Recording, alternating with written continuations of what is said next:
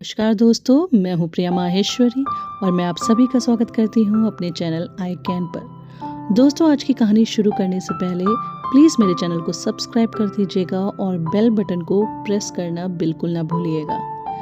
दोस्तों, आज की कहानी का शीर्षक है माँ की सीख। तो आइए जानते हैं एक माँ ने अपनी शादीशुदा बेटी को क्या सीख दी।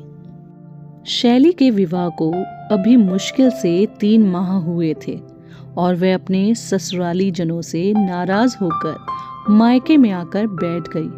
उसकी दशा देखकर उसकी माँ अरुणिमा ने उसे अपने पास बुलाया और प्यार से उसके बालों को सहलाते हुए कहने लगी, तुम्हें अपने घर वापस जाना चाहिए। ऐसे छोटी छोटी बातों पर नाराज होना शोभा नहीं देता। किंतु शैली ने एक ही रट लगा रखी थी, मैं उस घर में वापस नहीं जाऊंगी। वहां मेरी इज्जत एक नौकरानी के जैसे भी नहीं है। सुबह सुबह उठकर सबके लिए ब्रेकफास्ट तैयार करो, फिर दोपहर का लंच और फिर रात का खाना। मैं रसोई तक सिमट कर नहीं रह सकती। मुझे भी अपने सपने पूरे करने हैं, मुझे भी जीने का अधिकार है। और यह काम तो कोई भी बाई कर सकती है माँ। वो लोग कोई भी खाना बनाने वाली लगा सकते हैं, लेकिन नहीं पता आपने किस घर में मेरी शादी की है।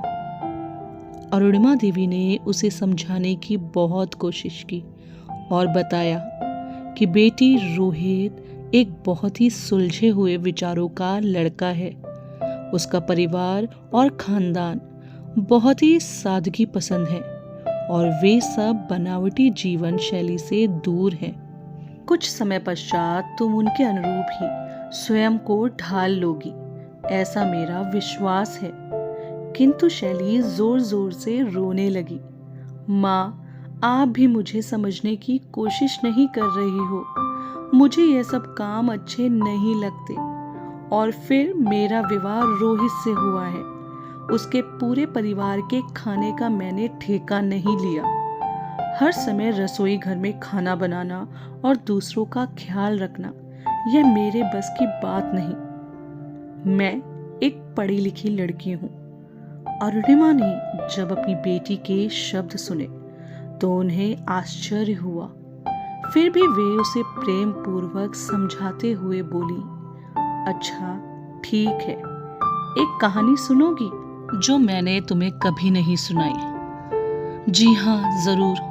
एक लड़की थी जिसके बहुत सुंदर सपने थे। मात्र 14 वर्ष की उम्र में उस लड़की का विवाह कर दिया गया। विवाह भी एक ऐसे इंसान से किया गया जो पढ़ा लिखा तो था किंतु बेरोजगार था।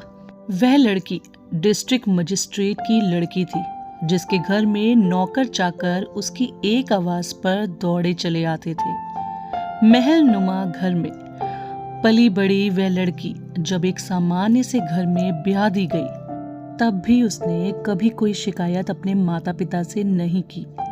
ससुराल में आते ही वह सब काम करने पड़े जो एक गृहिणी को करने होते हैं, जो एक घर की बहू का नैतिक दायित्व होता है।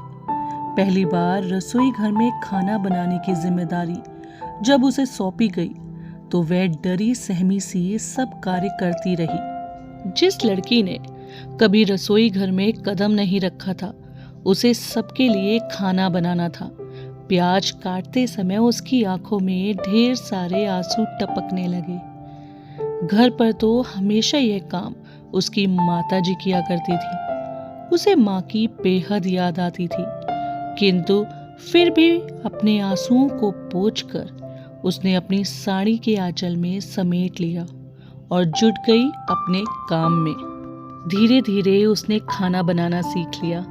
घर की साफ सफाई से लेकर कपड़े धोना और सबकी जरूरतों का ध्यान रखना उसी का काम था। मन में आगे बढ़ने की अभिलाषा ने जैसे दम ही तोड़ दिया।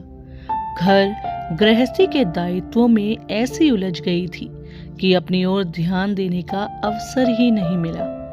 विवाह के लगभग 25 वर्ष बाद उसने अपने पतिदेव के समक्ष आगे बढ़ने की इच्छा रखी तो उन्होंने उसकी इस इच्छा का मान रखा और फिर उसने स्नातक की। स्नातक के पश्चात विशिष्ट BTC का कोर्स किया और 6 माह के प्रशिक्षण के बाद एक विद्यालय में उसे सरकारी नौकरी प्राप्त हो गई।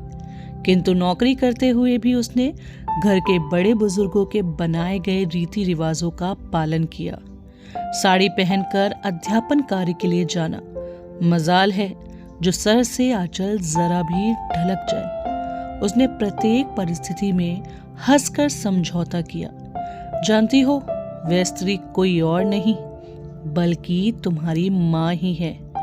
हमें कभी भी विषम परिस्थितियों को देखकर अपना संयम नहीं खोना चाहिए बेटा।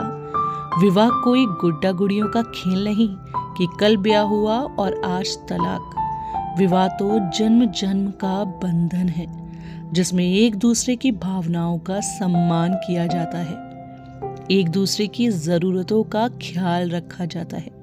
विवाह मात्र 2 व्यक्तियों के मध्य नहीं होता, अपितु यह 2 परिवारों का मिलन है। जब वर पक्ष बहु पक्ष के व्यक्तियों के साथ अच्छा व्यवहार करते हैं तो वधू अपने ससुराली जनों के साथ ऐसा सर्द और रूखा व्यवहार क्यों करती है?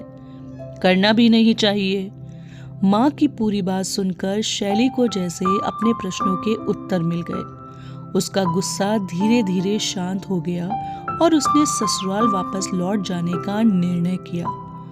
आज शैली के विवाह को लगभग 15 वर्ष हो गए हैं और वह एक सुखी सफल दाम्पत्य जीवन का सुख भोग रही है।